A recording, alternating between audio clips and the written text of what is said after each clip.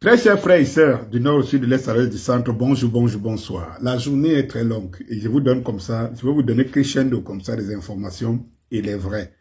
Lorsque vous êtes sur la chaîne et la page d'Annie Scorpio, vous ne vous plaignez de rien en termes d'informations. Je vous condense ça en quelques minutes et vous êtes mieux informés que ces Toto qui sont les Occidentaux, les BAL, les BLANC.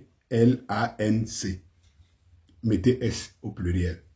Eh bien, maintenant, je vous donne une information capitale. Est-ce que vous savez qu'il y a un traite, ça veut dire qu'un proxy d'Israël en Afrique qu'on appelle le Maroc. C'est le proxy d'Israël en Afrique. Eh bien, je vais vous raconter ce qui se passe pour que vous compreniez très bien où se trouve, dans quelle situation se trouvent les Israéliens en ce moment. Les Israéliens avaient vendu des antimissiles, des missiles d'interception aussi puissants, ça veut dire que des antimissiles qui ont des systèmes Arrow, qui marchent avec le système Arrow et tout, aux Marocains, à hauteur de 500 millions de dollars. Alors, ces systèmes antimissiles sont les systèmes dont, à l'heure où je vous parle, les Américains, les Israéliens ont besoin pour continuer à faire fonctionner leur dôme de fer. Vous comprenez quelque chose? Et il y a quelques jours, il y a 2 jours, les Israéliens ont demandé aux Marocains de les restituer les systèmes antimissiles, bref, les batteries antimissiles ou alors les missiles antimissiles qu'ils les avaient vendus. Ça veut dire les MAC, les Barak MX et les Barak 8. Ce sont ces batteries, ces missiles qui commencent à manquer cruellement au dôme de fer. Et le dôme de fer, entre autres, manque cruellement petit à petit les intercepteurs. Des intercepteurs, justement, ceux-là qui sont censés traquer les missiles. Or, aujourd'hui, la dernière vague, ou alors l'une des vagues des missiles que l'Iran a lancées en Israël, c'est les missiles Kebar. Et je vais vous dire ce que c'est qu'un missile Kebar. Un missile Kebar, c'est un missile qui va 15 fois la vitesse son. 15 fois la vitesse son. Cela veut dire que lorsque vous avez entendu un son, c'est que vous êtes vivant. C'est que vous êtes vivant. Il va 15 fois la vitesse son. Monte au niveau de l'atmosphère à plus de 2000 km. Il redescend à une vitesse 15 fois son.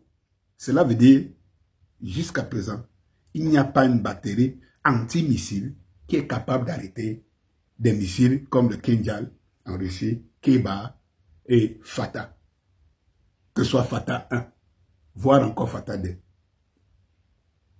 Si vous comprenez quelque chose.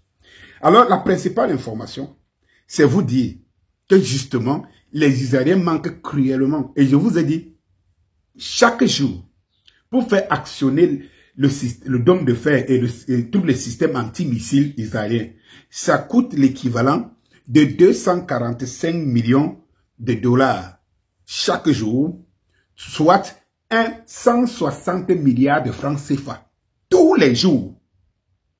Ça veut dire qu'au bout d'un mois, l'Israël ne ressemblera plus à rien parce qu'ils auront épuisé l'équivalent de 5 000 milliards. Ça, c'est le budget, à peu près le budget d'un grand pays comme le Cameroun. Le budget annuel. Vous imaginez en un mois? Donc, lorsque on vous dit que les Israéliens qui avaient acheté, qui avaient vendu les Barak MX 8 aux Marocains à hauteur de 500 millions de dollars et se retrouvent en train de dire aux Marocains que donnez-nous ça. Cela veut dire que le stock s'épuise et les intercepteurs n'existent plus ou alors existent de moins en moins. Et c'est pour ça que vous comprenez que les missiles iraniens pénètrent et font de plus en plus de dégâts. Et les Américains ne peuvent pas suivre le rythme des missiles, des missiles iraniens pour sauver Israël. Vous comprenez donc pourquoi d'une manière technique, Donald Trump a fait une frappe spectaculaire, et il dit les objectifs ont été atteints, alors que on n'a pas ressenti la montée justement des radiations au niveau de l'Iran et voire dans les sites nucléaires en question. Et oui, ça va très mal pour Israël. Qui l'aurait cru? Israël regrette et va le regretter. C'est ce qu'on appelle le phénomène l'acte d'autodestruction. Ça veut dire que tu es tout puissant, tu as tout, et tu te dis, tu ne dis rien, personne ne peut t'atteindre, tu fais tout ce que tu veux, à peu près comme une femme qui ne rêvait pas un jour qu'elle peut être, tu te dis rien ne peut plus t'arriver, et puis un beau matin tu te rends compte que tu es comme ça. C'est le niveau d'Israël aujourd'hui, comme ça. C'est des pleurs. Et quand je vous rappelle, pour ceux qui ne connaissent pas le décor, je vous plante le décor. Je vous rappelle que l'Iran, Israël, c'est 20 770 km² de surface. Pour ceux qui connaissent Yaoundé, par exemple, qui sont camerounais ou qui sont au Cameroun, cela veut dire que Israël n'aime même pas Yaoundé. Et Israël n'aime pas Yaoundé. Si vous voyez donc ça veut dire que l'impact des balles israéliennes sur une ville comme Gaza, qui est petit enclos, comme 2 quartiers à Yaoundé, et comme dans une bassine, et que les Israéliens envoient des séries de bombes sur des gens, sur des innocents, près de 19 000 enfants. Et tout. Et vous vous rendez compte que l'Iran est 1 648 000 km².